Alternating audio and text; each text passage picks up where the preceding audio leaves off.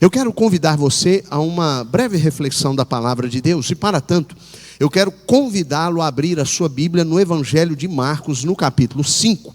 Nós vamos ler os versículos numerados de 25 a 34. Evangelho de Marcos, capítulo 5, versículos de 25 a 34.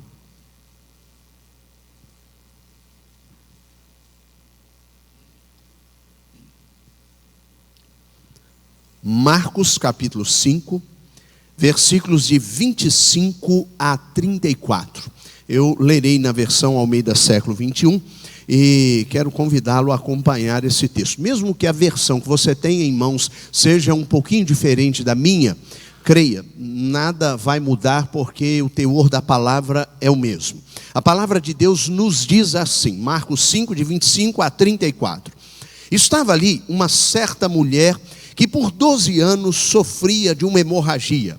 Ela havia sofrido muito nas mãos de vários médicos, tendo gastado tudo quanto possuía, sem obter melhora alguma. Pelo contrário, piorava. Tendo ouvido a respeito de Jesus, veio por trás dele, no meio da multidão, e tocou-lhe o manto, pois pensava: se tão somente tocar-lhe as vestes, serei curada. Sua hemorragia estancou imediatamente e ela sentiu no corpo que já estava curada do seu mal. Jesus logo percebeu que dele havia saído poder. Então virou-se no meio da multidão e perguntou: quem tocou as minhas roupas? Os seus discípulos lhe disseram: vês que a multidão te pressiona e perguntas quem me tocou? Mas ele olhava em redor para ver quem havia feito aquilo. Então a mulher, atemorizada e trêmula, ciente do que nela havia acontecido, prostrou-se diante dele e contou-lhe toda a verdade. E Jesus lhe disse: filha, a tua fé te salvou. Vai-te em paz e fica livre desse teu mal. Amém?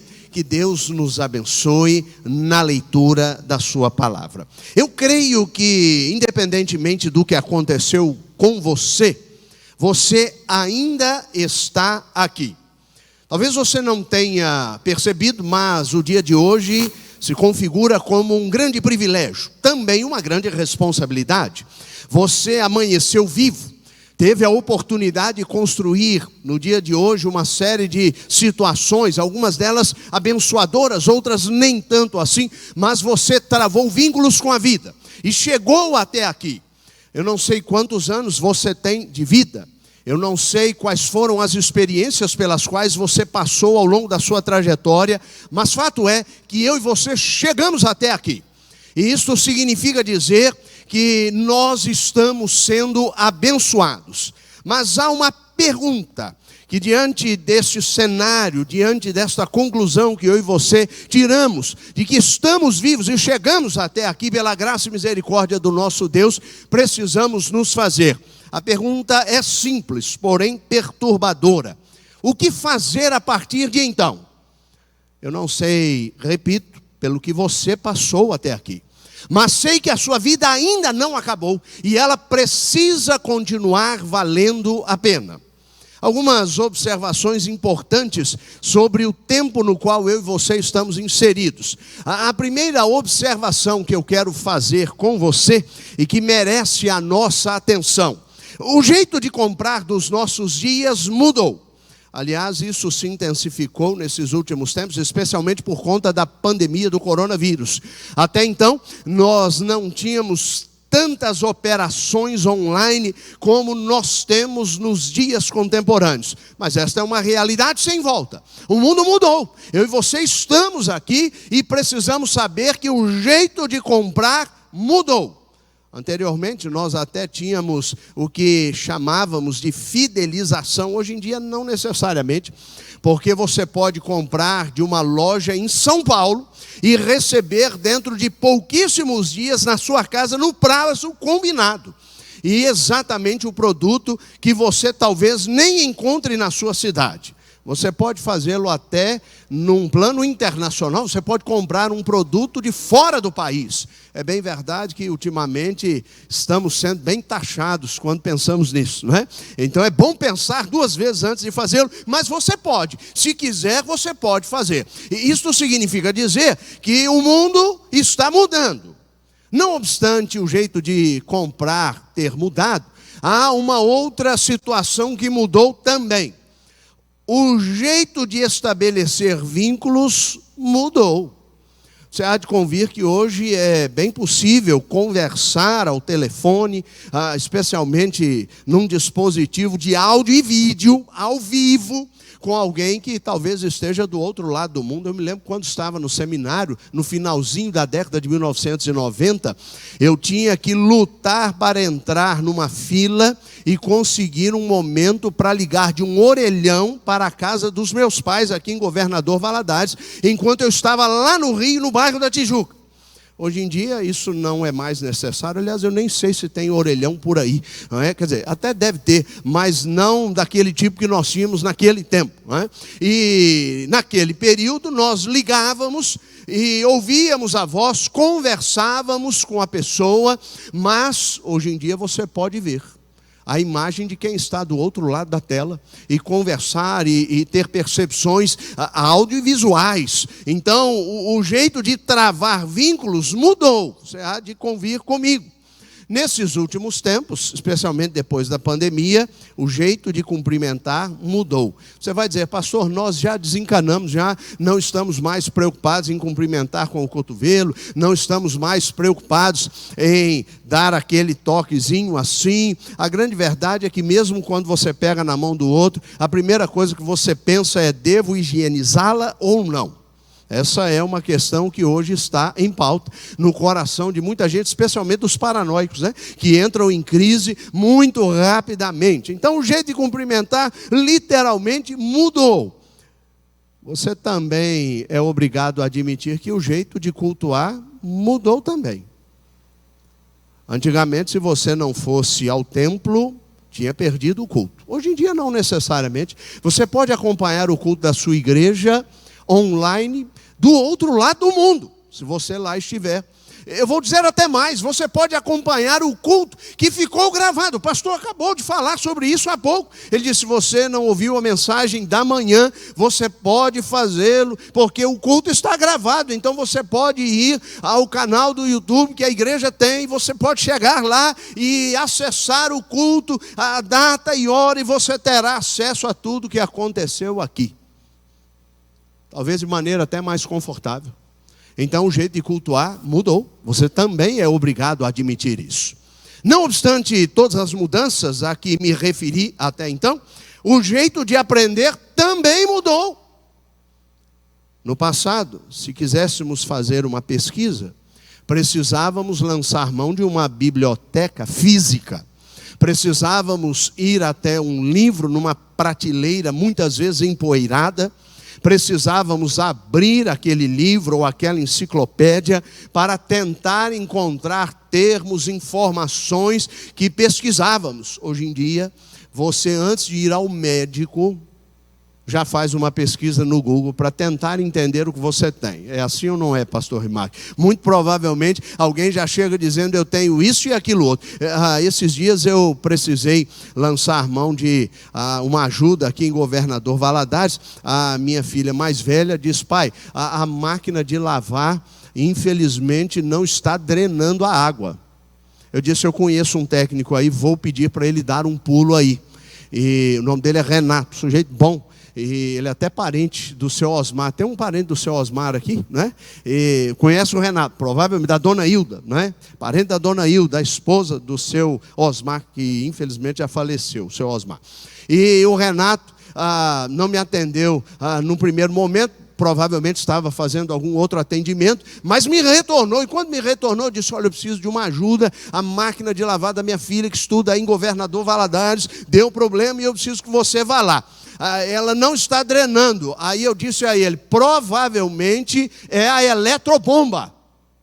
Eu já tinha olhado no Google, já tinha ido ao YouTube. E eu disse a ele, talvez tenha que trocá-la, mas é possível recuperá-la com graxa. É só tirar o retentor, enxugar a água, passar a graxa e enfiar a hélice de novo. Ele deve ter ficado do outro lado. Será que o pastor agora é técnico em máquina de lavar? Não, na verdade não sou. Mas hoje nós podemos lançar mão desse dispositivo. O jeito de aprender mudou. Você hoje pode pesquisar uma informação que foi dada no culto. Em loco. Você não precisa sair para ir em casa e lá com o tempo fazer a pesquisa, enquanto o pastor fala, e isso aumenta a nossa responsabilidade, você pode abrir o seu celular e no dispositivo eletrônico pesquisar o que você quer, para conferir se o que o pastor está dizendo é mesmo verdade. Então o jeito de aprender mudou. Mas Deus continua o mesmo. E tem os mesmos interesses, fazer a sua vida valer a pena. Amém? A despeito de tantas mudanças pelas quais o mundo passou, e eu e você fazemos parte disso, o nosso Deus não mudou, e Ele continua tendo os mesmos interesses, fazer a nossa história valer a pena. O texto que nós acabamos de ler, certamente você acompanhou comigo, conta a história de uma mulher que vivia um drama há 12 anos. Diz a Bíblia que essa mulher estava enferma de uma hemorragia que não estancava. Esta mulher, diz o texto, foi a vários médicos tentando resolver o seu problema e infelizmente não obteve nenhum sucesso. Ela gastou, inclusive, diz a Bíblia, todos os recursos que tinha na tentativa, no afã de reaver a sua saúde. Infelizmente, não alcançou esse objetivo. E a Bíblia diz que, em dado momento, ela ouviu falar que Jesus estava na sua região. Àquela altura já havia um alvoroço na cidade. A Bíblia diz que um maioral da sinagoga estava conduzindo Jesus até a sua casa. Ele também tinha um drama em casa. A Bíblia diz que a sua filha de 12 anos estava à míngua, à beira da morte. Então Jesus foi com ele, porque ele lançou mão de fé num momento em que ele mais precisava. Isso fez diferença. Ele foi até Jesus, quedou-se aos pés de Jesus, clamou pela ajuda de Jesus, e a Bíblia diz que Jesus não ficou indiferente ao drama daquele rapaz. Enquanto Jairo, o tal maioral da sinagoga, vinha na direção da sua casa com Jesus, aquela mulher entrou no meio de uma multidão que acompanhava aquela caminhada. Não seria fácil, não era uma operação simples falar com Jesus naquelas condições. Jesus já tinha um plano, já tinha um compromisso assumido, e ela sabia disso. Mas ela criou no coração a certeza de que ela sairia curada naquele dia do seu mal. Ela nem queria falar com Jesus, ela inclusive pela fé entendia que nem precisava fazê-lo. O simples fato, pensava ela no íntimo, de tocar nas vestes de Jesus poderia resolver o problema. Isso é que é fé.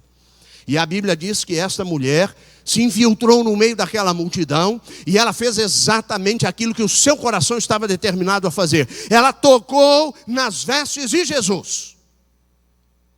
Interessante que Jesus parou a caminhada. Ele percebeu que havia saído poder dele. E ele parou a caminhada e ele fez uma pergunta: quem me tocou? Aquilo soou ridículo num primeiro momento, porque os discípulos, em primeira instância, interpretaram que aquilo não fazia sentido. E de fato, do ponto de vista da lógica humana, aquilo não fazia sentido. Certo? Convir comigo? Havia uma multidão no entorno de Jesus, as pessoas tocavam nele, as pessoas pressionavam Jesus, ele estava numa aglomeração. Então, os discípulos ridicularizaram o mestre, dizendo: mestre, como assim? Quem me tocou? Essa pergunta não faz sentido, as pessoas estão tocando no Senhor o tempo inteiro. E Jesus continuou dizendo: não, alguém me tocou de uma maneira extraordinária. Então, diz a Bíblia que essa mulher percebeu que se tratava dela. E consciente do que havia acontecido nela, porque àquela altura o seu flagelo já não existia mais. Ela já havia sido literalmente curada, o sangue, a hemorragia já havia estancado. Então diz a Bíblia, essa mulher se apresentou, ainda que trêmula, ainda que preocupada com as implicações daquele encontro, mas a Bíblia diz que ela o fez. E Jesus virou-se para aquela mulher e depois de exaltá-la pela fé que dispensou naquele momento ao Mestre, ao Deus Todo-Poderoso encarnado sobre a face da terra, a Bíblia diz que Jesus a declarou salva e disse: filha, vai-te em paz, a tua fé te salvou. O que me chama a atenção nesse texto é que essa mulher, ela por vezes saiu frustrada. Por vezes ela entrou num consultório médico e ouviu do médico que não havia esperança. Ela fazia um investimento e aquele investimento não dava certo.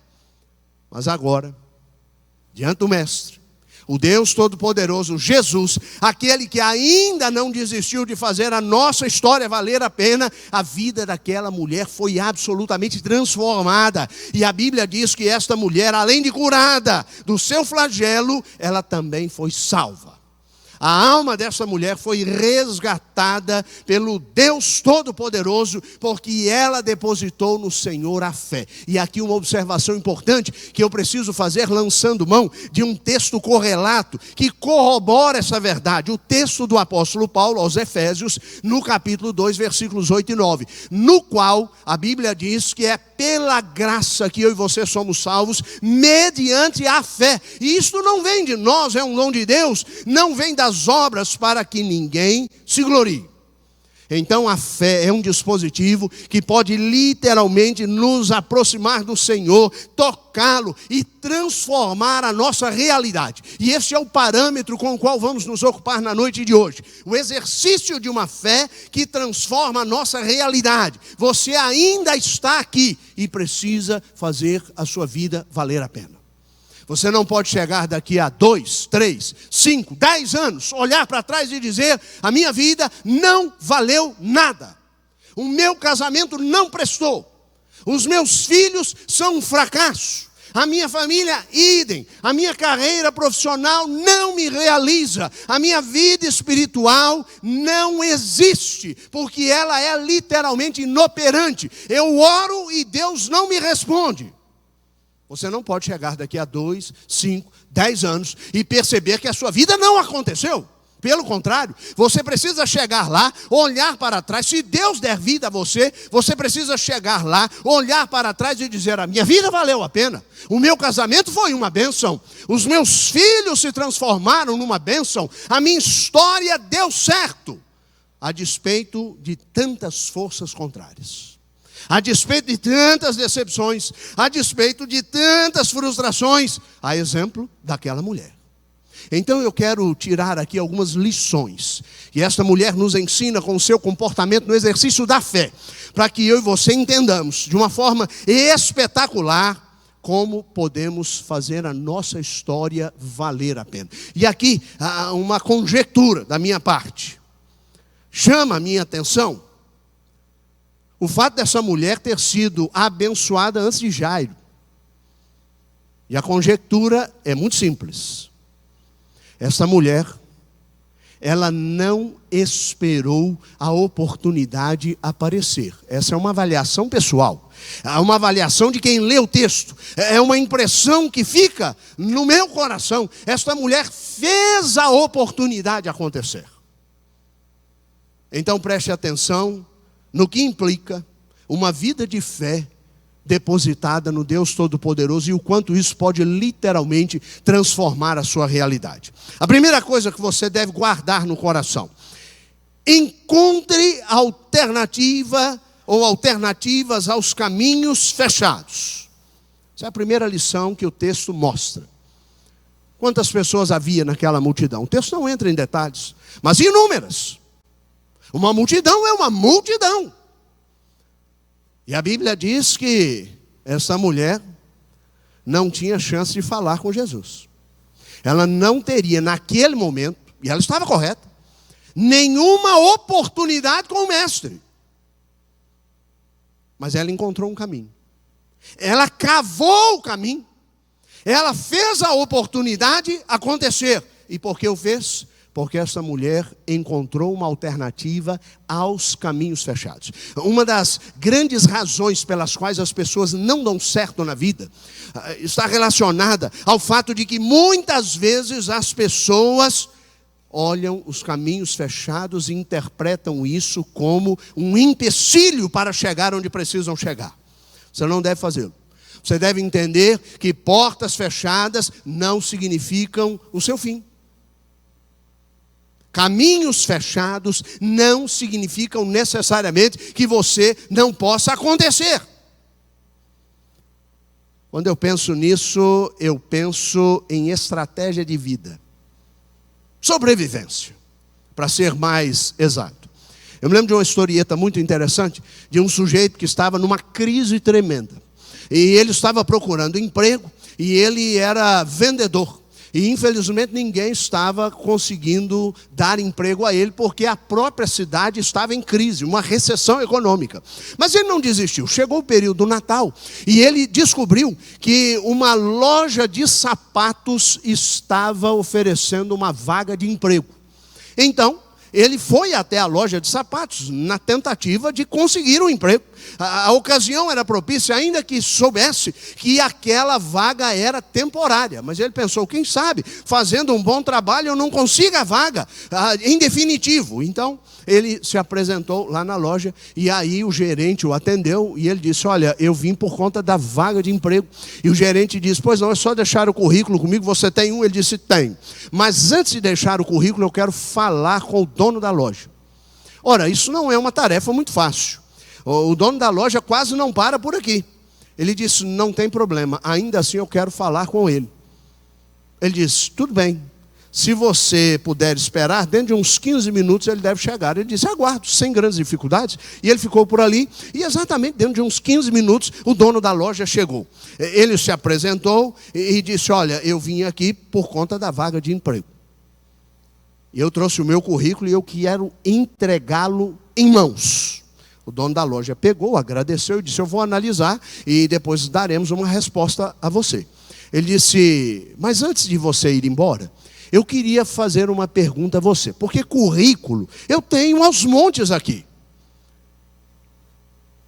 Me diga você, perguntou o dono da loja ao pretenso vendedor, por que eu deveria dar essa vaga a você? Ele disse, porque eu sou o melhor vendedor que existe. Para o senhor ter uma ideia, eu morei um período no deserto e eu vendia areia no deserto. O dono da loja disse, só pode ser uma brincadeira, amigo. Porque veja só, no deserto há areia em abundância. Então como é que você fazia isso? Ele disse, o senhor vê, como eu sou um bom vendedor. A técnica é minha, não posso dizer. Mas o senhor verá, se me der a oportunidade. Colocou uma pulga atrás da orelha do dono da loja. Ele disse, tudo bem, vamos fazer um teste amanhã. Amanhã a loja abre às 8 horas da manhã, eu aguardo você. Ele disse, combinado. 10 para as 8, o rapaz já estava lá. A loja foi aberta, ele entrou, colocou uma camiseta da loja, como se estivesse uniformizado, e ficou aguardando, como os demais vendedores, os clientes chegarem. Não demorou muito, o primeiro cliente entrou. Enquanto os outros vendedores estavam mexendo no celular e distraídos, aquele rapaz, de maneira proativa, avançou em cima daquele cliente, no bom sentido.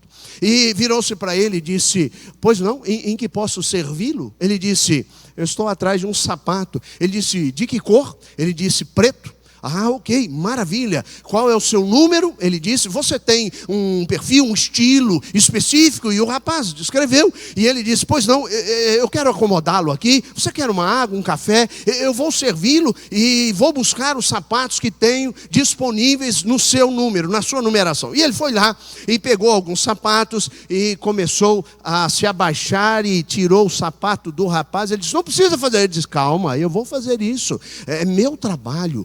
Fique tranquilo, você só tem que calçar depois e dar uma voltinha, e você ficará confortável. E enquanto o rapaz tomava o café, ele experimenta, não, esse não, tira, pega o outro, e aí pegou o outro e tal, gostei.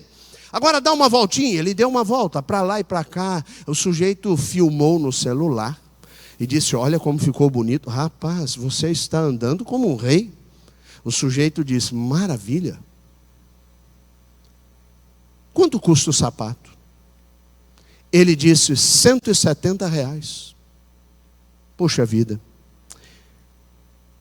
Eu não tenho cartão, não trabalho com Pix, e eu só tenho R$70. O vendedor disse, não tem problema. Leva e traz os R$100 amanhã. O dono da loja já ficou de trás do balcão, com os olhos arregalados. Ficou louco esse rapaz. E o moço disse, mas você nem me conhece. Ele disse, a sua fisionomia me diz que o senhor tem caráter. O senhor levará o sapato e amanhã o senhor voltará com os R$100 complementares. Ele disse, tudo bem, se for assim, ok, pode embrulhar para mim. Ele disse, aguarde um instante. Pegou os 70, foi lá no caixa, fez a entrada daqueles 70, e aí, evidentemente, fez uma notinha de R$100 no nome do rapaz, e ele colocou os sapatos embrulhados e colocou numa sacola, trouxe, entregou e disse, até amanhã, se Deus quiser. O rapaz disse, muito obrigado pela confiança, e ele foi embora. Quando foi embora, o dono da loja, já querendo dispensar o sujeito, chamou e disse o seguinte, meu amigo, aqui não trabalhamos assim, dessa forma, você vai me quebrar, esse sujeito não volta nunca mais, eu conheço comércio, aqui tem uma série de pilantras, ele nunca mais pisa nessa loja. E então, o vendedor de sapato disse, vem, amanhã ele vem, o senhor pode acreditar. Ele disse, o que dá a você tanta certeza? Ele disse, é simples, ele calça 39, eu coloquei um pé 42 e outro 37, ele terá que voltar. E quando voltar, pegamos os R$100. Ele encontrou estratégias que deram a ele alternativas aos caminhos fechados. Muitas vezes você só não vence porque não está encontrando alternativas aos caminhos fechados. Quando você não vê alternativa, você esmaga suas possibilidades. Não deixe isso acontecer.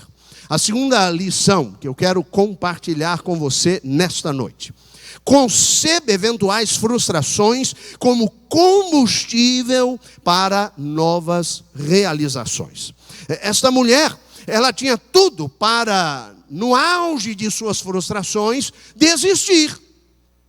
Depois de tantos nãos, depois de tantas portas na cara, esta mulher poderia ter pensado, gente, não há o que fazer, eu não serei curada, terei que conviver com essa enfermidade até o fim dos meus dias sobre a face da terra. Mas ela não fez isso.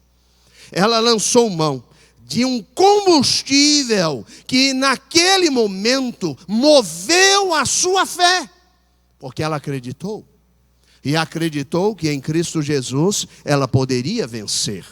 Muitas vezes, as eventuais frustrações pelas quais passamos, irmãos, elas servem de combustível. Então eu quero dar essa segunda lição, isso é o efeito da fé, de uma fé que é depositada no Deus vivo. Não importa quantas vezes não deu certo, em Deus sempre poderá dar certo. Ele não responde pela lógica humana. Ele responde por uma lógica sobrenatural. E nesse plano, milagres acontecem. Essa mulher entendeu isso. E transformou suas frustrações em combustível para alimentar o seu coração, crendo que coisas novas poderiam acontecer. Você certamente já ouviu falar em Michael Phelps. É um fenômeno da natação mundial. Mas eu não sei se você conhece a história desse rapaz. Michael Phelps morava na cidade de Baltimore, em Maryland, um estado importante dos Estados Unidos. E Michael Phelps tinha 2 irmãs, e ele era filho de uma diretora de escola. Um dia ele chegou em casa e disse, mãe, eu tenho um problema. Os meus colegas estão fazendo chacota de mim. Eu tenho a orelha muito grande. É o que nós chamamos no popular de orelha de abano. E uma criança assim, numa escola, com crianças mal educadas, sofre tremendamente. Você há de convir comigo? Então Michael Phelps era alvo de uma série de gozações dentro da sala dos próprios colegas. E ele pediu à mãe para mudar de escola. Ele disse: mãe, eu quero mudar de escola, eu quero estudar na escola onde a senhora é diretora, porque lá eu tenho certeza que ninguém vai ter coragem de fazer isso comigo. A mãe se sensibilizou com a situação e pensou: talvez essa realmente seja a melhor alternativa. Lá eu poderei protegê-lo, mas deixe-me conversar com o seu pai. O pai chegou em casa do trabalho, a mãe teve uma conversa com ele e disse: olha, o Michael chegou em casa e disse que os colegas estão ridicularizando-o em público por conta de suas orelhas. E eu já fui à escola, já conversei com a professora, já conversei com a direção e infelizmente nada muda. Eu cheguei à conclusão, a pedido dele, de que o melhor é levá-lo para a minha escola, porque lá eu posso protegê-lo. O pai dele disse: não, nada disso. Se você fizer isso, você vai dar uma mensagem a esse menino, de que toda vez que a coisa apertar, alguém vem e socorre. Não é assim que a vida funciona. A vida é desafiadora. A vida tem uma série de lutas, uma série de problemas. O que precisamos fazer é exatamente o contrário. Nós precisamos dar a ele instrumentos, ferramentas, para que ele lide com esses desafios. Vamos trabalhar o emocional dele, vamos fortalecê-lo, vamos ajudá-lo a enfrentar o problema. E o menino, ainda que a contragosto, admitiu, não tinha o que fazer. A mãe idem. E o menino continuou indo à escola, mas continuava frustrado. Um dia ele chegou para o pai e disse assim: pai, eu estou muito triste. O pai disse: então vamos fazer o seguinte, dá um pulinho lá na piscina pública, onde as suas irmãs têm aula de natação. Vai ter um dia de diversão. E o menino foi. Quando chegou lá, desestimulado, ele viu as irmãs nadando, ele já nadava um pouco. E aí ele entrou na piscina com o consentimento do treinador, e o treinador viu nele potencial. Ao final daquele dia, chamou o pai e disse: olha, se você me permitir, eu vou treinar esse menino de graça, porque esse menino tem potencial para ser um extraordinário nadador, em nível mundial. O pai disse: tudo bem. E o menino começou a ganhar, do ponto de vista emocional, força. E não demorou muito. Ele superou as crises e se encontrou na piscina. Ele tornou-se o que nós chamamos de homem de ouro. É literalmente um fenômeno mundial. Michael Phelps bateu 39 recordes mundiais. Ele conseguiu 28 medalhas olímpicas. 23 de ouro, 3 de prata e 2 de bronze.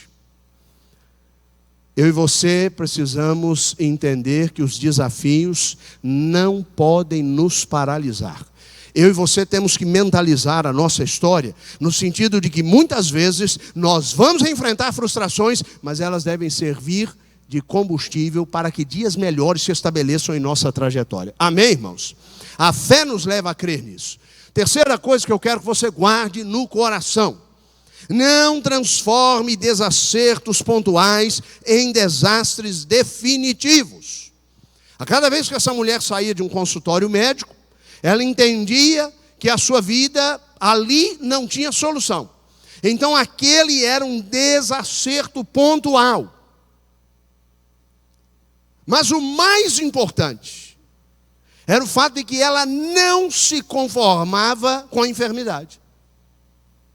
E nós não estamos falando de rebeldia, não. Nós estamos falando de determinação. Aquela mulher que se levantava, pelo que o texto deixa claro, de forma subentendida, que ela era determinada, ela se levantava todos os dias, crendo que ainda poderia encontrar a cura.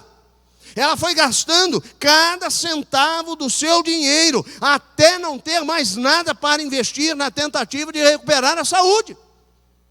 Quem faz isso? Alguém que não desistiu, que não está disposto a desistir. E mesmo quando o dinheiro acabou, essa mulher continuou acreditando. Quando ouviu falar de Jesus, disse: aí está a minha solução, eu vou investir nisso, eu não vou perder essa oportunidade, eu não vou perder essa chance. E ela estava certa. Então eu e você não podemos transformar desacertos pontuais em desastres definitivos. Talvez a vida não tenha sido fácil para você. Eu até creio que não tenha sido mesmo. Talvez você tenha sido alvo de traumas, mágoas, frustrações e tantos outros problemas. Deus trouxe você aqui para dizer que ainda não é o fim e não precisa ser. Você só tem que crer, porque o poder da fé muda a nossa história. Em quarto lugar, você quer efetivamente fazer a sua vida valer a pena porque não chegou até aqui por acaso? Não deixe a bênção escapar de suas mãos. Movimentos errados nos fazem perder a bênção. Eu e você temos que tomar cuidado com isso. Movimentos errados nos fazem perder a bênção.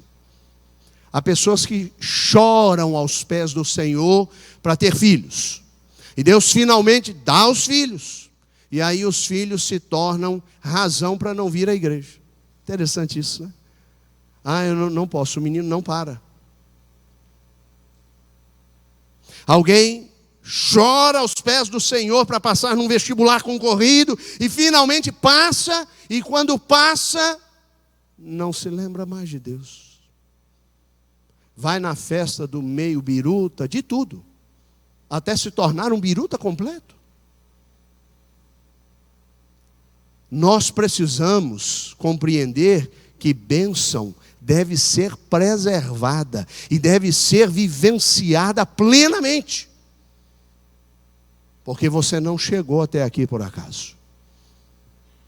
Você não pode andar para trás. Deixa eu contar uma história interessante a você. Houve no ano de 2023 uma prova na França. Ela acontece anualmente. É talvez a prova mais importante de ciclismo que acontece naquela região.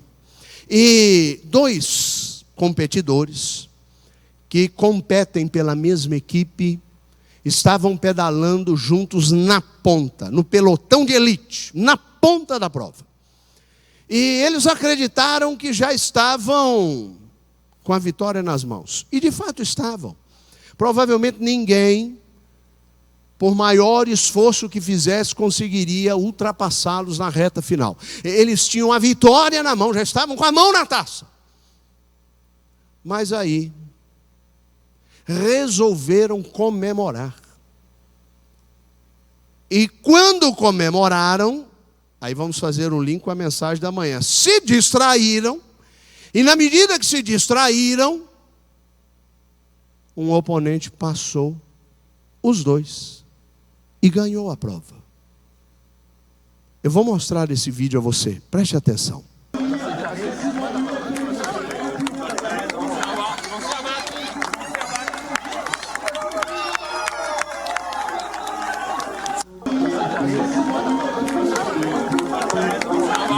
Não é impressionante? Enquanto comemora, o outro passa. Simplesmente. Olha a distância.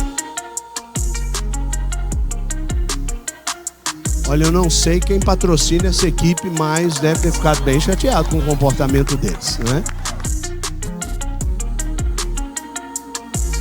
O rival passou e venceu. Se você bobear, literalmente, a bênção escapará das suas mãos. Eu quero finalizar esta reflexão, com base no texto que eu e você acabamos de ler, deixando a última e mais importante lição. Viva a bênção de descansar nas promessas do Pai. Essa mulher acreditou. Se ela apenas tocasse nas vestes de Jesus, todo o problema seria resolvido. Ela descansou numa certeza. E você sabe o que significa fé. Eu mencionei isso ontem aos casais e preciso fazê-lo mais uma vez. Fé, segundo a palavra de Deus aos Hebreus, no capítulo 11, é o firme fundamento das coisas que se esperam e a prova das coisas que eu e você não estamos vendo. Mas assim mesmo nós cremos. Você precisa aprender a bênção de descansar. A ansiedade não ajuda. A perturbação que faz parte deste quadro, não te ajuda. Se consumir, não vai ajudá-lo. Só há uma forma de vencer os desafios com a certeza de que Deus está no controle de todas as coisas: descansando nas promessas do Pai. Amém? Essa mulher ouviu falar em Jesus, sabia do que ele era capaz, e ela entendeu que se ele não fizesse nada, nada poderia ser feito. Então, ela creu nisso e deu a Jesus a autoridade para mudar a sua história. Certa vez, um menino estava na porta de casa brincando, uma segunda-feira, por volta das 18 horas. E então passou na porta da sua casa um carro de som, anunciando um circo que estava na cidade. Ele nunca tinha ido ao circo. E vinha correndo atrás, fazendo algumas peripécias, alguns palhaços, alguns malabaristas. E aquele garoto ficou encantado com a cena. E ele ficou eufórico, ele entrou e disse: mamãe, que horas o papai chega em casa? Ela disse: olha, hoje o papai chega mais tarde, ele está trabalhando, ainda não chegou, e só vai chegar por volta das 9 horas da noite. O garotinho disse: eu posso esperar o papai chegar? Eu preciso fazer um pedido a ele. E o pai estava para chegar às 9, como combinado. E aí a mulher disse: tudo bem, meu filho, se é assim, pode sim. E o garotinho ansioso esperava o pai na sala. Quando o pai abriu a porta, o garotinho pulou-lhe ao pescoço e disse: papai, olha, eu tenho uma coisa para dizer ao senhor, é uma novidade, tem um circo na cidade, e como o senhor bem sabe, eu nunca fui a um circo, e eu tenho uma vontade enorme de ir a um circo, o senhor me leva? Agora tem um detalhe: enquanto o carro de som passava, papai, foi avisado que o circo fica aqui até sábado somente. O pai disse: meu filho, essa é uma semana difícil para o papai. O papai vai trabalhar a semana inteira até mais tarde, mas sábado eu estarei de folga. Se você tiver um pouquinho de paciência, sábado o papai vai levá-lo ao circo. O garotinho disse: verdade. Ele disse: verdade, pode confiar. O papai já prometeu alguma coisa que não cumpriu. Então o garotinho disse: não, nunca. Então o pai disse: descanse, sábado nós vamos. O garoto disse: tudo bem. O garoto foi deitar, mas ele rolava na cama e pensava: gente, o circo, eu nunca fui no circo, vai ser muito bom, é espetacular a chance de ir ao circo. E ele quase não dormiu direito. No outro dia na escola, ele olhava pela janela e pensava: gente, como deve ser lá? Será que tem luzes? Será que tem fogos? Será que há música? Será que há aplausos? Como é o circo? Eu nunca fui a um circo. E o garoto estava eufórico. Ele chegou em casa, não se continha, ele já não brincava mais, não estudava porque não tinha concentração, e ele sentava à mesa para comer, não comia direito, e todas as vezes em que o pai chegava, o garotinho virava-se para o pai e perguntava: pai, o senhor está lembrando da promessa? O pai disse: claro, meu filho, pode confiar, o papai prometeu e cumprirá. E o garotinho não se continha. Sexta-feira, o garotinho virou-se para o pai e disse assim: papai, eu posso dormir no seu quarto? E o pai disse: por quê? Ele disse: porque eu estou com medo do senhor esquecer amanhã. Ele disse: não, filho, inclusive é à tarde a sessão da matinê, vai ser à tarde, não adianta você ficar aqui no quarto essa noite, volte para o seu quarto.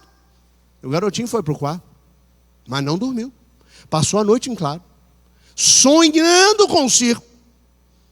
Às 5 horas da manhã de sábado, o pai se levantou para ir ao banheiro e viu um vulto na porta. Ele olhou, era o garoto já estava pronto, calçado, com roupa, já estava prontinho. O pai disse: que é isso, menino? Está passando mal? Ele disse: não, papai, eu já estou pronto para o circo. Meu filho, é à tarde, não é agora, vai descansar. Ele disse: não, papai, fique tranquilo, eu já estou pronto, eu não quero perder a hora. E o garoto foi para a sala e ficou ali vigiando a porta. O pai voltou a dormir um pouco mais, estava de folga, e o tempo foi passando, não demorou muito. O pai acordou de verdade, tomou um banho, e ele foi calçar um sapato. Quando ele foi calçar o sapato, tinha um bilhete: papai, não se esqueça do circo. O pai riu e disse: meu Deus, esse menino me mata. E ele se preparou, almoçou, e chegou a hora de ir ao circo. Ele virou-se para o garoto e disse: meu filho, nós vamos com 1 hora de antecedência, porque tem que estacionar, tem que comprar o bilhete, tem que comprar a pipoca. O garoto disse: ok, papai, então vamos logo, já estou pronto. O pai disse: eu sei, tem 1 semana, praticamente você está pronto. E eles entraram no carro, e o menino não parava de falar, e não parava de falar. O pai quase que bate o carro, porque o menino só falava em palhaço, em malabarista. E aí eles chegaram, estacionaram, foram para a fila, e o garoto não parava de falar. E o pai disse: agora vamos comprar uma pipoca. Ele disse: não quero pipoca, eu quero um circo. Mas a pipoca faz parte. Compraram a pipoca, entraram com 40 minutos de antecedência. Pegaram o melhor lugar, primeira fileira, visão privilegiada. E o menino não parava de falar. Comeu aquela pipoca rapidamente, porque a ansiedade faz isso, né? Uma compulsão alimentar. E ele comeu: papai, tem mais? Não, acabou a pipoca. Não, mas não vai comprar não, papai, porque daqui a pouco vai começar. E o pai: oh, calma, meu filho, ainda falta. Olha a hora. E o pai dizia, e aquilo vai enchendo. O barulho foi embalando o sono do garoto. E o garoto foi ficando ali, do lado. De repente entra um sujeito, vestido de terno, e do picadeiro ele grita: respeitável público, senhoras e senhores, com vocês o espetacular circo. E quando ele disse isso, o pai olhou para o filho, para ver a reação dele. Afinal de contas, a semana inteira, esse menino não falava em outra coisa. Quando ele olhou, o menino estava dormindo. O pai deu uma cutucada, e ele tombou o rosto para o outro lado. O pai tentou chamá-lo, uma barulhada dentro do circo, e o menino não ouviu. O espetáculo aconteceu. Ao final, soltaram fogos lá fora, e o barulho dos fogos acordou aquele garoto. E quando o garoto acordou, virou-se para o pai de maneira ávida e disse: papai, e aí? Que horas vai começar? Ele disse: filho, você não está entendendo. Acabou. O garoto disse: o quê? Eu não creio. Como assim acabou? Nós não chegamos antes da hora. Chegamos. Mas isso é bom para você aprender uma lição.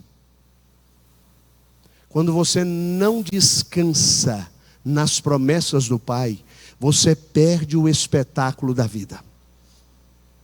Se eu e você não aprendermos a descansar nas promessas do Pai, nós perderemos o espetáculo da vida.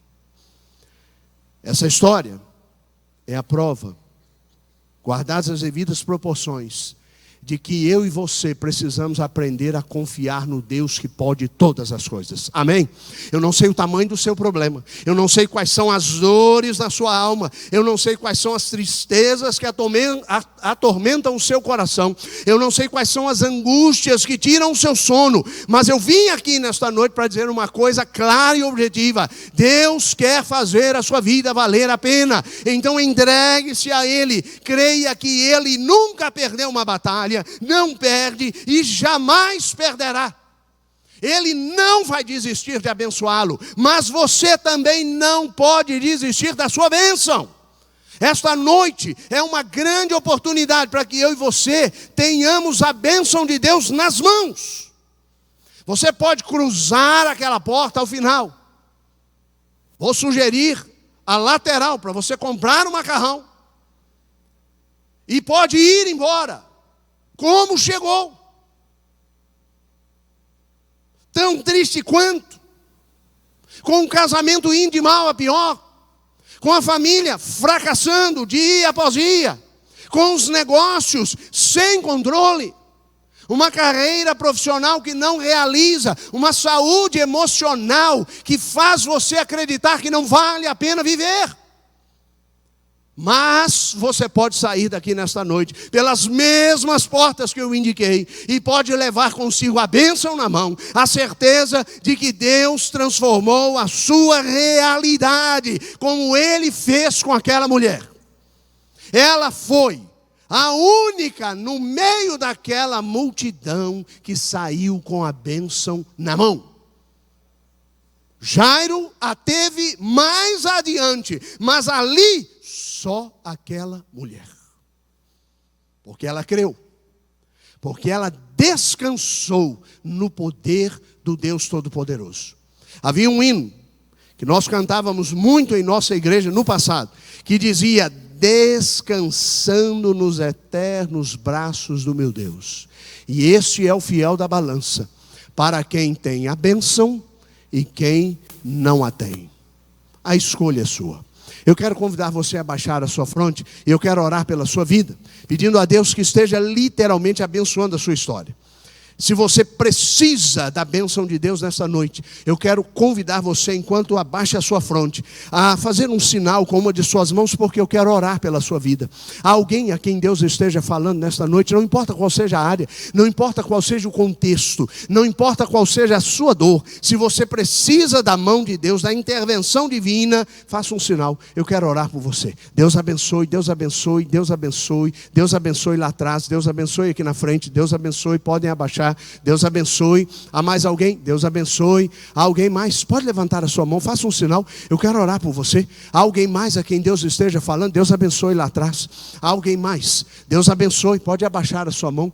Talvez você tenha entrado aqui e ainda não tenha entendido que Deus quer salvar a sua alma, porque essa vida, ela é limitada, não demora muito e eu e você partiremos para a eternidade. Se você quer a salvação como aquela mulher, você pode tê-la nas mãos a partir de hoje. Então, se você quer tomar essa decisão também, levante uma de suas mãos, eu quero orar por você. Deus abençoe, pode abaixar a sua mão. Deus abençoe, Deus abençoe, Deus abençoe, Deus abençoe. Há alguém mais? Deus abençoe, jovem. Deus abençoe. Há alguém mais? Pode levantar a sua mão bem alto, eu quero orar por você. Deus abençoe lá atrás. Deus abençoe a senhora. Há alguém mais a quem Deus esteja falando? Pode levantar a sua mão, faça um sinal. Eu não vou chamá-lo aqui na frente, eu quero apenas orar por você. Deus abençoe a senhora, Deus abençoe jovem, Deus abençoe você também.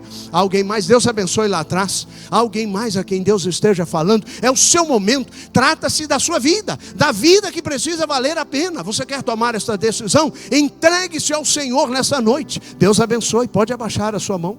Há alguém mais? Deus abençoe. Há alguém mais? Pode levantar a sua mão. Eu quero dar essa última oportunidade para orar com você. Você quer tomar essa decisão? Deus abençoe, pode abaixar a sua mão.